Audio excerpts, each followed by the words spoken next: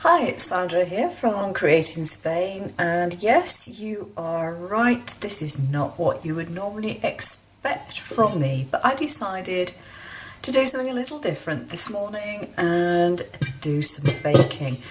As it happens, I have been baking bread for over 20 years. I love baking bread. It's one of my passions, and I just thought I would share it with you. This particular one is a delicacy that is frequently found in UK supermarkets, which I absolutely love, as does my husband, but we can't actually buy it in Spain very easily, so I make my own. And it is tiger bread. Yeah, that one that has the funny sort of cracked finish on the top. Yeah, I love it. Okay, so first of all, I'm going to make the actual dough for the loaf. And believe me, as long as you have a mixer, either Kenwood or one of the other varieties, it's not a problem to make bread. It is so easy. You're going to wonder why you never did it before.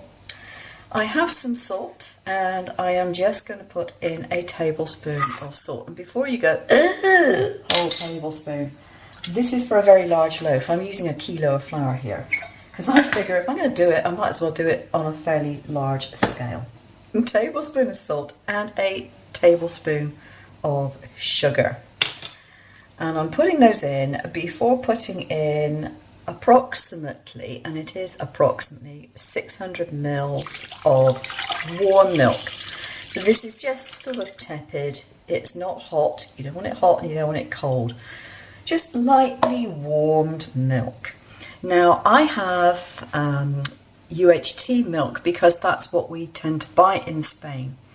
I have been told that if you try making it with normal milk, sometimes that's not quite as successful. Something about the enzymes that are either killed off or not killed off during the heat treatment of pasteurized milk or whatever.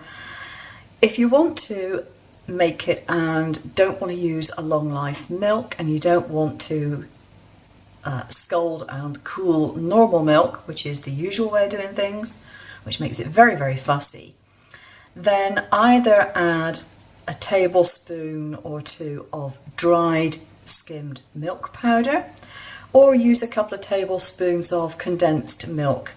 And don't bother putting the sugar in. If you use condensed, it's already got sugar in it. Right, so the next thing that makes it taste like the TigerLoaf is this stuff. And this is toasted sesame oil. And I'm going to add about 2 tablespoons of that to my milk. There we go. 2 tablespoons. So now we need the flour. And as it happens, the flour in Spain comes in kilo bags, like that. This one happens to be from Aldi, and it doesn't say specially for bread. It's cheap and it works, so you know, what can I say? I like Aldi flour. There we go. Okay, and last of all, we need some yeast. Now you can use the standard instant yeast packets like this, and you'll simply add it on top, in which case you want to add a nice generous tablespoon of that yeast, or if you can get it, you can use a block of this, which is fresh yeast. And I'm going to open it up because a lot of people don't actually realise what fresh yeast looks like, at least not decent fresh yeast. We get this in Spain in Mercadona. The other supermarkets don't sell it. But as you can see, it's soft and it's crumbly and it's not dry. And this stuff is absolutely brilliant. Okay, so I'm going to put this into my stand mixer, and with a dough hook, which is one of these things, I am going to mix it up. So I'm going to have to move my camera to do that. Be back in a sec. Okay, now this bit might get a little noisy, so, whoops, got my camera shaking here. Might get a bit noisy, so I might have to take the sound off of this. But I'm going to put the dough hook down and put it on a very low speed first of all.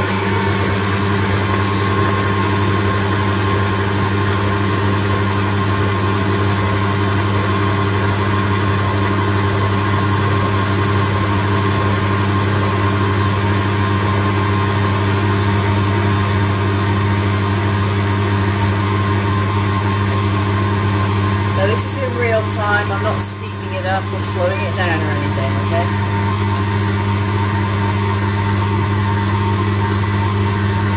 Now I'm going to turn it up to number 2.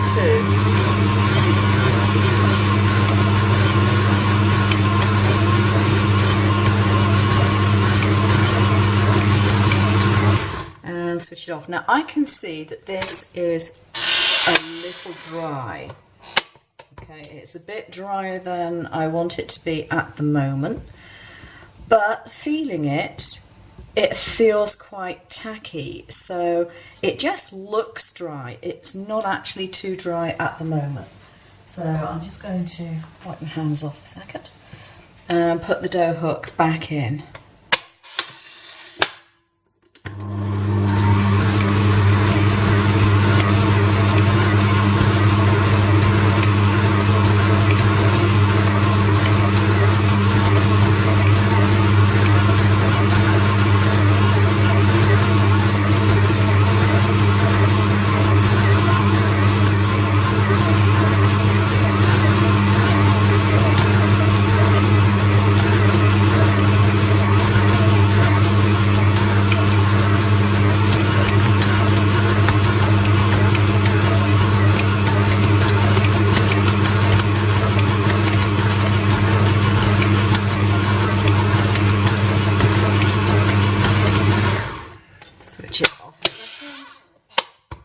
Just give it another check. Now I can feel this, I can stretch it, it's tacky, it doesn't feel actually dry. If you think your dough is too dry, if you really think it's too dry, add a very small amount more liquid, and I would suggest adding about a teaspoon at a time because it can very quickly go from being too dry to too wet. But it is better for bread making to have it slightly on the wet side than it is on the dry side. If it's too dry, you end up with a heavy, very unpleasant loaf. If it's too wet, well, it might give you more difficulty handling it, but your bread will still be okay. So I'm going to give this another couple of minutes and then come back.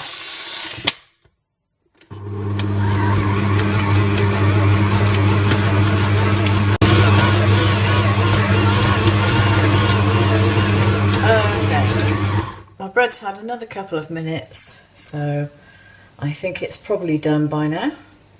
And for some reason, my camera's gone out of focus. Right, let's take this up, move the machine slightly, and here we go. So, because I'm doing a free-form loaf, I would err on the slightly not so wet side, simply because it makes it easier for it to maintain its shape. Just putting that thing in the sink. And here you can see it is stretchy.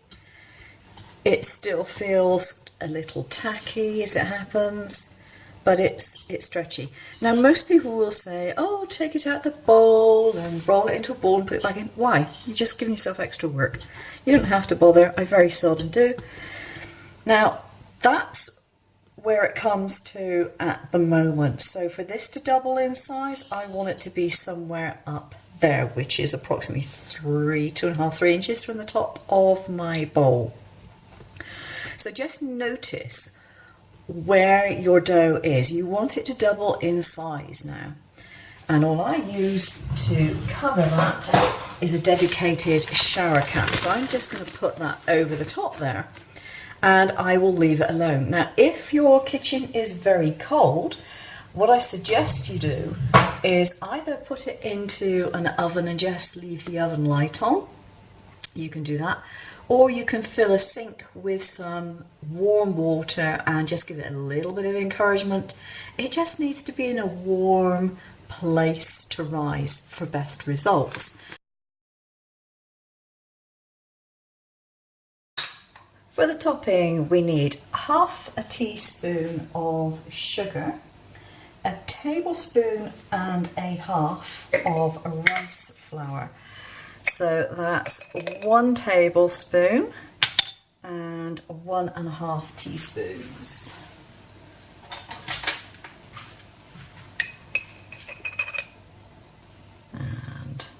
There we go, so that's the rice flour. 1 1/4 teaspoons of instant yeast. So here's one of my sachets that's previously been opened. 1 1/4, this would probably be, yeah, just about right, okay. And then I need to add some salt, just a pinch. I've just got a little grinder. 1/4 teaspoon of sesame oil. Now this one you want to use the untoasted variety. You want to use the toasted one on the top. Okay, so 1/4 teaspoon, which is that one there. There we go. And 1.5 tablespoons of warm water. So that's about half and a tablespoon. There we are. And you just stir it up so that it makes the most peculiar looking liquid. Just goes to a paste.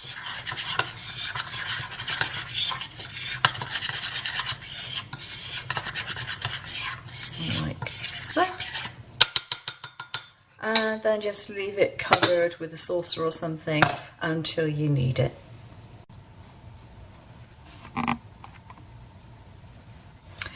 Okay, so it has been about an hour and this is my risen dough, and as you can see, if I tilt the bowl, it's about 2.5 inches from the top. If I stick a finger in it, it doesn't bounce back.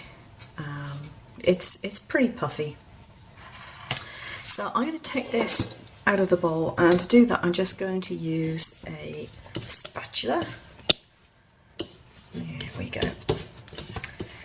Now, I don't like to use an awful lot of flour on my work surface because A, I've got to clean it up afterwards, but B, I think if you've got the bread the right consistency, or the dough the right consistency, you probably won't need it. So, just knead it very slightly. I've just realised the bottom of my bowl was wet because I'd had it in a bowl of warm water, so my stainless steel bowl is a little wet. Okay, let's just dry that off.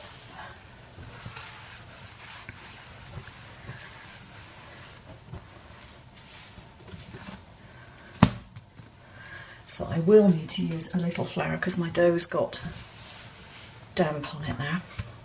Okay, just a little flour. Very little though. There we are. So I've just been tucking the outside to the inside. And the reason to do that is to get a nice smooth skin on the reverse there. So when I've tucked it a little bit, take out any frustrations you've got on that dough. Ah! Okay, just imagine someone you don't like or a bureaucracy that you don't like, and just take it out on the dough. Just flatten it basically, just pummel it a bit to get any air balls out. There we are. So all you do now is pull and tuck. Pull and tuck. Pull and tuck. And you want to tuck that seam underneath. You can roll it a little bit if you want to refine the shape a bit. You can roll it. You can squidge it and shape it. But you want a nice, how should I say, a log shape almost, I guess. If it's like this one, a bit too thick in one place, turn it over and just do a bit more tucking and a bit more rolling.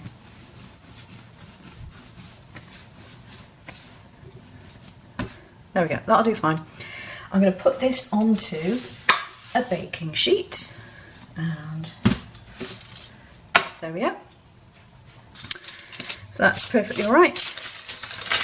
Now don't make it so that it touches the edges of your tray, because it will expand during cooking and you don't want it to be, you know, going over the edge of the tray that you're putting in the oven.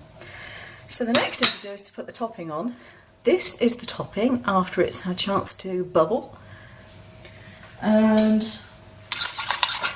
just stir it up a bit and apply it with a palette knife.